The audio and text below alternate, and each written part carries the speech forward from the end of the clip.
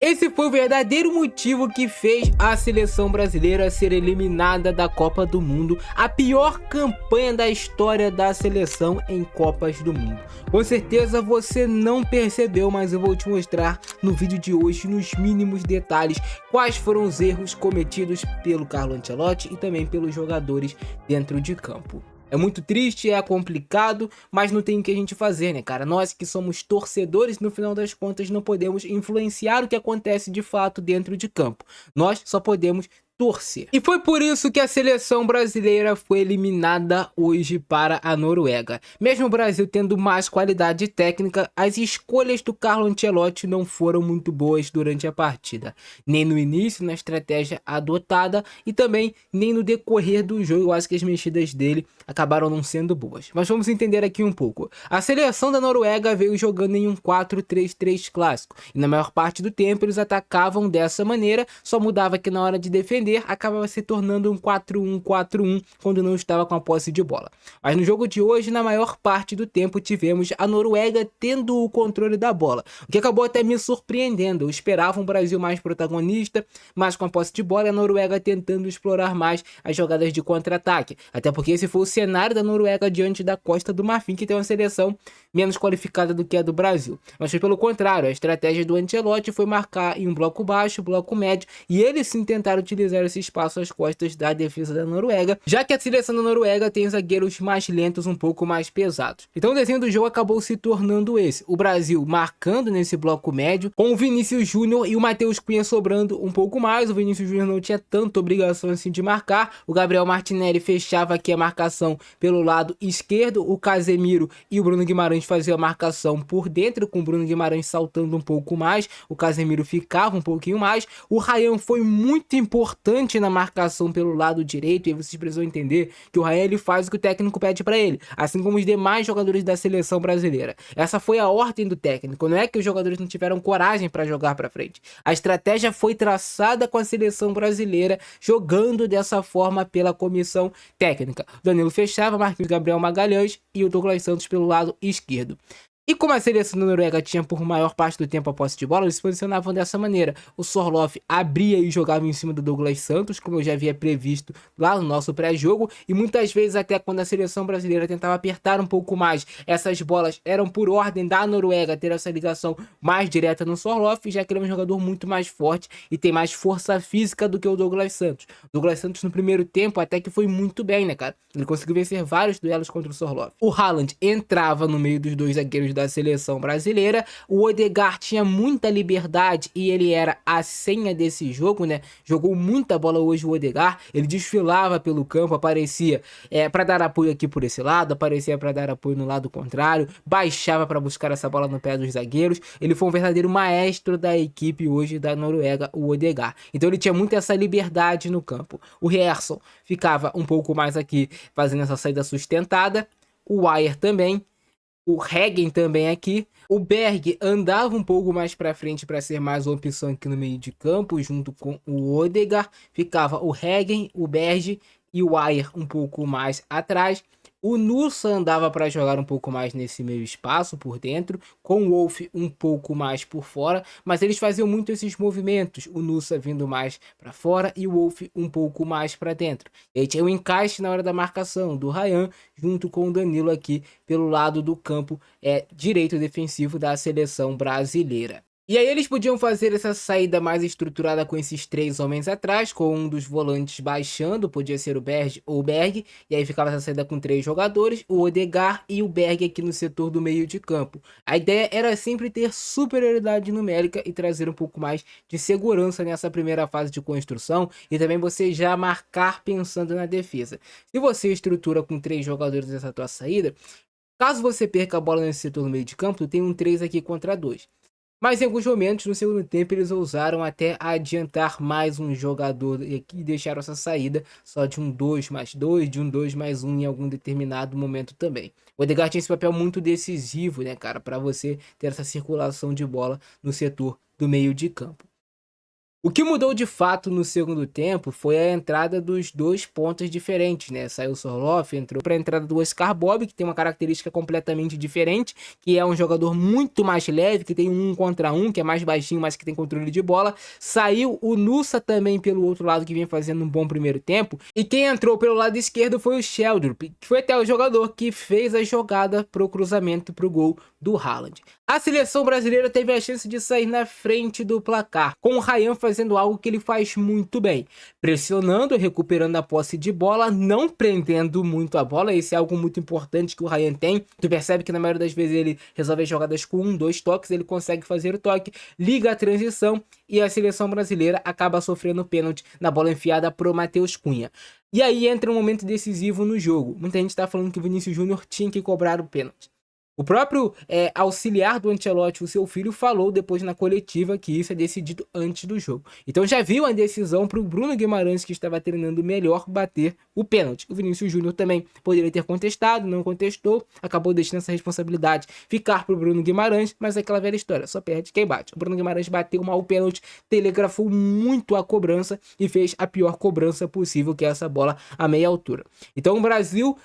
Podemos dizer que essa estratégia do Ancelotti poderia ter funcionado e agora a gente está elogiando aqui. Ele traçou uma boa estratégia, que ele entregou a bola para a seleção da Noruega e que a seleção brasileira foi mais reativa e utilizou esse espaço às costas. Se o Bruno Guimarães faz ali, por exemplo, o gol de pênalti, que foi uma jogada assim, o Brasil morde do meio de campo, tem espaço aberto, de campo aberto para correr, corre, sofre o pênalti, mas acabou perdendo. Futebol é assim. Bruno Guimarães perdeu o pênalti. E eu não acho nem que isso abalou o Bruno Guimarães. A seleção brasileira seguiu na mesma toada. A seleção da Noruega não teve nenhuma grande chance. Na verdade, teve sim uma grande chance no primeiro tempo. Uma bola que o Alisson faz uma grande defesa. E aqui entra um ponto interessante. Porque o Brasil, quando ia pressionar a Noruega, era só nos lances de tiro de meta. Quando a Noruega estruturava essa saída de bola aqui. Ficava o Odegaard e o Berge aqui, o Berge um pouco mais à frente, mas eles trocavam, tinha essa rotação. O Vinícius Júnior abria para pressionar de um lado, o Matheus Cunha pressionava na maior parte do tempo por dentro, o Ryan pressionava aqui pelo outro lado. A seleção brasileira não fazia um encaixe individual, a gente pode falar, mas subia sua marcação. E a Noruega tinha uma saída para quando o Brasil ia pressionar o seu tiro de meta, que eram essas bolas mais longas. Poderiam ser para o Sorloth ou para o Haaland brigar contra os zagueiros da seleção brasileira. E foi até em um lance, se eu não me engano, quando o Haaland é lançado, ele briga, vence essa bola e depois na sequência o Alisson é obrigado a fazer uma grande defesa ainda no primeiro tempo. Já na segunda etapa tivemos mudanças decisivas na seleção da Noruega que mudaram completamente o roteiro da partida. E também tivemos mudanças na seleção brasileira. De cara, não teve nenhuma modificação no Brasil, mas na seleção da Noruega teve a entrada do Sheldrup no lugar do Nusa, e do outro lado saiu o Sorloth e entrou o Oscar Bob. Ele colocou dois jogadores de mais 1 contra 1 pelos lados do campo. Não funcionou tanto a princípio, porque o Ryan fazia uma marcação boa aqui do lado junto com o Danilo, para as ultrapassagens do Wolf, e pelo outro lado aqui o Sheldrup também. Então tinha esse encaixe muito bem de marcação. O Ryan é um jogador que marca muito bem, que acompanha, e não fez uma má partida o Ryan, não apareceu tanto no setor ofensivo, mas fez uma finalização perigosa que poderia ter marcado um gol. E assim, a seleção brasileira estava se defendendo relativamente bem, né? Porque não estava sofrendo tantos perigos assim. Até levou mais perigo em determinado momento para o gol da seleção da Noruega. Mas o que acontece de decisivo? Primeiro, o Matheus Cunha sai para a entrada do Endrick. E aí a seleção tem uma mudança tática. O Vinícius Júnior passa a marcar mais pelo lado, até para aproveitar essas jogadas aqui de 1 contra 1. E o Martinelli passa a marcar mais por dentro no lugar do Vinícius Júnior. Então fica Martinelli e Endrick um pouco mais lá na frente. Mais pra frente, o Ancelotti acabou fazendo uma mexida que, no meu modo de ver, não teve assim tanta explicação. Eu sei que, teoricamente, o Neymar ele vai entrar, tem mais qualidade técnica, mas o Neymar não tem a parte física. E o jogo não pedia tanto isso. Então ele acabou tirando o Ryan, colocou o Neymar em campo. E aqui ele faz uma mudança que é muito decisiva, porque ele tira o Ryan, que estava marcando bem pelo lado do campo, na medida do possível atacando bem também. Ele coloca o Neymar na frente, o Endrick passa a jogar pelo lado do campo, e o Endrick não tem esse cacuete de marcador. O Endrick é centroavante, o Endrick não é um ponta de ofício. E é o Endrick que leva o drible decisivo no lance que a seleção brasileira leva o gol. Ele leva o drible do Sheldrup. O Sheldrup chega não na linha de fundo, mas ele corta para dentro e faz o cruzamento para o Haaland. Outro ponto decisivo nesse lance, algo que a gente já havia previsto no nosso pré-jogo. Essa movimentação do Haaland. Tu vê que ele finge que vai para trás, No momento que sai o cruzamento, ele ataca a bola. E aí o Gabriel Magalhães fica completamente vendido no lance. E é uma finalização indefensável pro Alisson. Essa bola vai no cantinho, não tem muito o que você fazer. Esses pequenos mínimos detalhes de definição do Haaland, sempre buscando o segundo pau, e ele quase sempre vence esses duelos contra o Gabriel Magalhães, e é assim na Premier League, e foi assim hoje novamente no jogo contra o Brasil. Mas esses pequenos desencaixes, né? Tu vê aqui que até no momento do gol, a seleção brasileira tinha superioridade numérica pelo lado do campo. Mas a individualidade do Sheldon fez a seleção da Noruega conseguir vencer esse jogo. Junto com o protagonismo do Haaland, que era o que a gente esperava do Vinícius Júnior. E pelo outro lado, o nosso Vinícius Júnior no jogo de hoje não fez uma grande exibição. Acabou em muitos momentos prendendo a bola em lances que ele poderia ter soltado. Mas, assim, eu não vou culpá-lo individualmente, mas eu acredito que ele poderia ter feito uma atuação melhor dessa partida. Seguindo as substituições que também aconteceram, ele tirou o Gabriel Martinelli e colocou o Danilo Santos, e aí ele veio mais para um tripé no meio de campo. O Carlo Ancelotti, ele colocou o Danilo, deixou o Casemiro, o Bruno Guimarães, que mais para frente saiu para a entrada do Ederson, e aí ele deixou esse tripé aqui no meio de campo.